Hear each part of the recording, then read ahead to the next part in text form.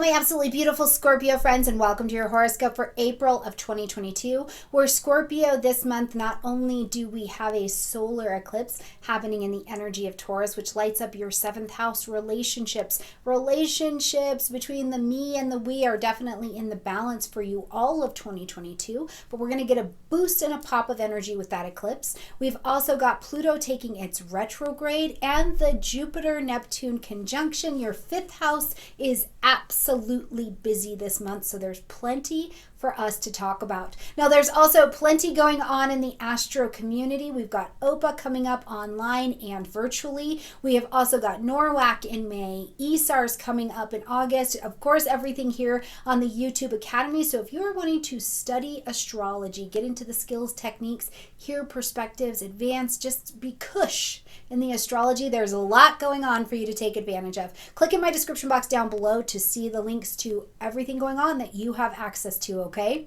All right, my beautiful Scorpio friends, let's get in here and talk about this beautiful sky.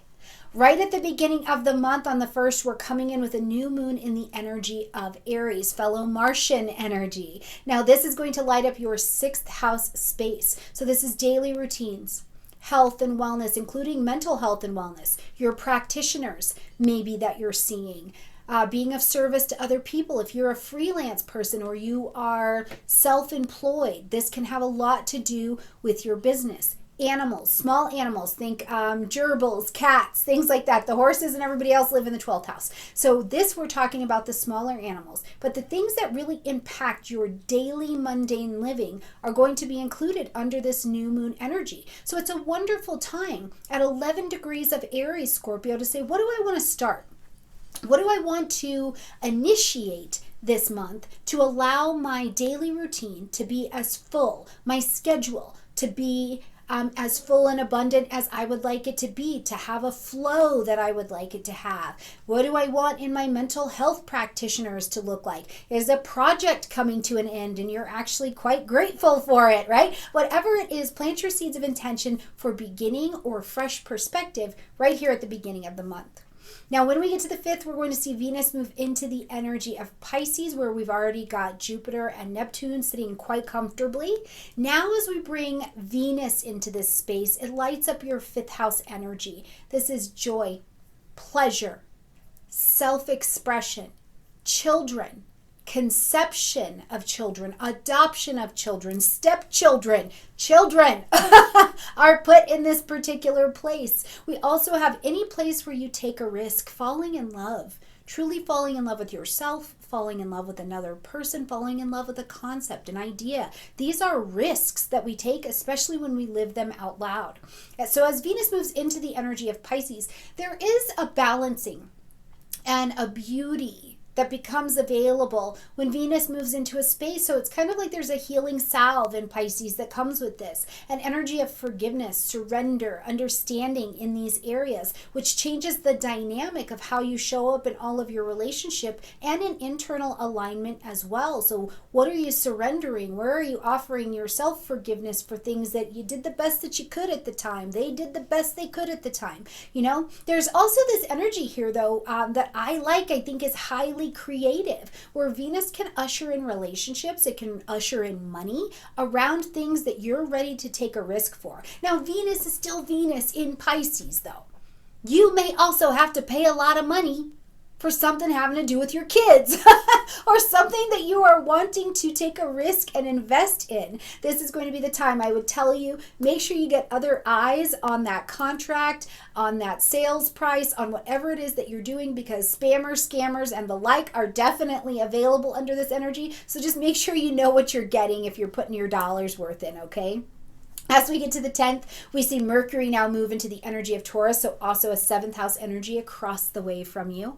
Mercury in Taurus is focused, practical, and deliberate with what they're doing, what they're talking about, what they're thinking. The communication, the decision-making that you will be making in your relationships is pretty concrete. It's a really lovely energy. The 7th house, conscious, chosen, one-on-one relationships. That is the relationship of you with you, you and the universe, you and another person that you're in relationship, including your open enemies, people you know you have a problem with in some way, right? Whether it's resentment and they don't even know you have a problem with it, or everybody knows there's an issue. In the seventh house, conversations in relationship dynamics that are pretty significant to your life are going to pick up and become a bit more busy, and you can be really stubborn in your thinking. You're a fixed energy just like Taurus is, so try to expand and be a little bit open-minded as you're experiencing this Mercury period. Now Mercury's also going to retrograde just back to the tip of Taurus energy, so you'll have a chance to review some things that come up in these relationships as well.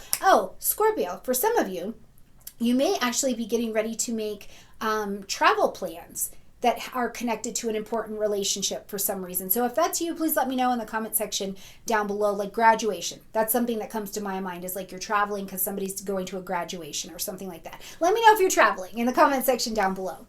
As we get to the 12th, we see Jupiter and Neptune coming together for their conjunction. Now this is again in your 5th house energy. As Jupiter and Neptune come together, it's this vibration that absolutely anything is possible. Anything is forgivable, anything is possible. You know, if I believe in it, I can do it. It's very much so that vibration. And here in the 5th house, you know, have you been struggling to conceive, whether that's conceive a child, conceive through the adoption. You've been struggling to conceive the idea of how you want to express yourself. Have your children, you know, you're watching them and anything's possible for them. There's very much so this vibration. Now, where I also am mindful with Jupiter and Neptune here is that you can also be reality checked under this energy, right? It's like, oh, that's a beautiful vision, but do you have the resources to make that happen? You are reality checked because maybe you've thought this about another person for a very long time, and you come to find out under the influence of Jupiter and Neptune that what you were thinking the whole time was not actually the truth. So it is this space where you kind of get course corrected by a reality check. Now, interestingly enough, to me, on the 14th, we've got your ruling planet Mars moving into the energy of Pisces, okay? Fellow water energy. Mars in Pisces does not get to be quick sharpshooter. That's not how it works. It doesn't get to go directly at the problem. Instead, it becomes creatively solution oriented. So if you've had this vision from Jupiter and Neptune or whatever inflated for you around that area of your life, Mars is coming in with this energy of like, hold on, let me just see if I can put some other people's needs first, get into their shoes, consider a different perspective, and then the solution presents itself. And it's like this creative third option you weren't even thinking about. It's a beautiful use of Mars here. But to try to just go hard, try to move and function and think and strategize in super traditional ways, I think will feel very complicated with Mars in this position. So use Mars in its power while it's here in Pisces, okay? On the 16th, we have got a full moon happening at 26 degrees of Libra. Now, the full moon asks us to end something, acknowledge something, or make an adjustment, right? So here in the 12th house, your quiet house, solitude, rest, my own undoing, creative talents, maybe the space of the elderly, infants, things like that, specialized populations. The full moon is asking us to rebalance under Libra, right? Do the people around me, or is there a significant relationship of we that needs your attention? Like you really need to be in the we, or have you done too much being in the we and you need to rebalance and kind of come back to me? Remember, the sun is over in the 6th house in Aries, right? In the daily routine. You have to put on your own oxygen mask first, Scorpio, before you can head out to take care of others. But also, after you've got enough oxygen, please come out and be helpful. So you'll get to, I think, under this moon, take a look at, you know, have you been too much out and you haven't had enough solitude? Have you been too much in the doing, and now some other area, a relationship in your life is coming to its culmination and you're feeling the sense of surrender? I would love to know what this looks like for you as it manifests throughout April, Scorpio. On the 19th, we see the sun move into the energy of Taurus. Now, of course, this lights up your 7th house space, but a perspective for you to also consider here, Scorpio, is that now that the sun is in the opposing energy from you, this is like your personal winter. right? This is the time where you get to slow down, evaluate, realize you don't have to move as quickly. It is not your personal summer. The sun is on the other side from you. So consider that maybe in how you're moving, and how does that change your thought process about what you're doing in your daily life, right? This is the time every year when the sun comes into Taurus that you enter your little bit of personal winter. On the 29th, let me talk about this for a second. So as we are experiencing this Taurus season in your relationships, look at them. What are you building? What are you maintaining?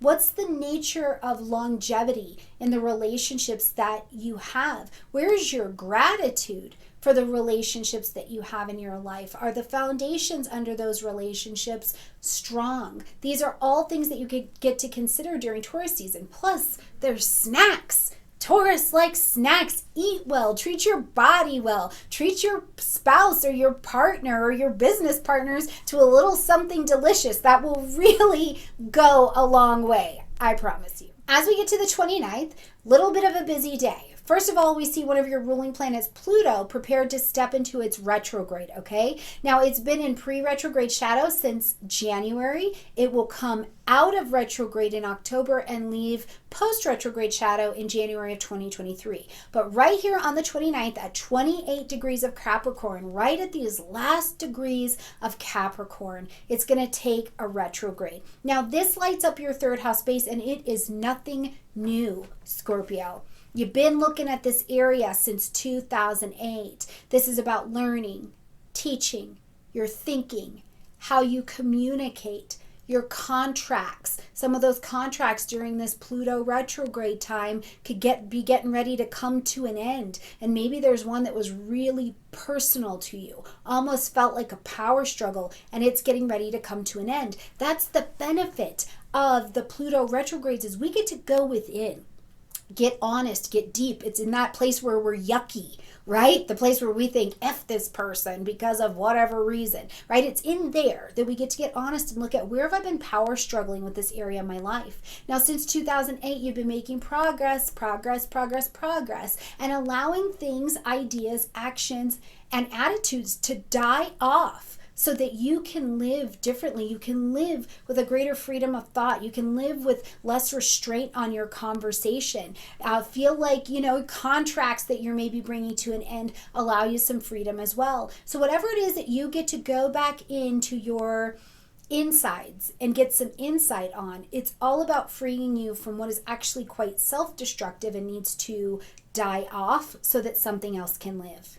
On the same day, we see Mercury moving into the energy of Gemini, where it is right at home, lighting up your 8th house space. So you may find that intimate conversation gets busy. Your need to participate and collaborate with others. You are called to the table. Maybe you're even learning something that's very intimate or personal about another person. This is a great time if you needed to apply for a loan, or you want to buy something, sell something like a property, something like that. This is a wonderful, wonderful energy to be using under that Mercury guidance. But all things 8th house, collaborations, therapy, healing, talk therapy is phenomenally good under this placement as well. All of that's available at your fingertips. Now, as we close out the month on the 30th, we're going to have a solar eclipse at 10 degrees of Taurus, again lighting up your 7th house space. Now, very practically, and I am a Taurus, very practically, I think first things first, do you have people in your life with prominent Taurus placements? Because you may just very literally be able to see what's going on with those Taurus people in your life and how that is impacting a relationship, right? This solar eclipse is about planting seeds of intention, new, fresh breath into this energy. And sometimes the fresh breath is that you have been able to allow a release, a change in the relationship that brings it full circle. But other things I think of is that you're planting your seeds of intention for this to shape out over the next 6 months, and will also have energies in your sign that will really help to rub off the rough edges of you and your relationships in your life. So as we arrive here on the 30th, looking at where are you in your structures, in your security, in your self-worth, in your relationships? Do you feel like there's strong ground underneath them? You know, where are you at in your values at this point in your life? These are all questions for you to consider. Financially, do you feel solid? Plant these seeds of intention so that over the next 6 months they can really round out. And remember, at the end of this video, 2 videos will pop up and they will be about your lunations this month, so make sure that you check them out. Or you can also check out the specific lunation videos in the playlists that are available on the homepage. All right, Scorpio, lots going on this month, busy month. Please keep me posted on how things are manifesting for you in the comment section down below. I love you a ton. I will see you around the Astro community, certainly around here. And I look forward to walking with you every week this month as well, okay? Bye, Scorpio.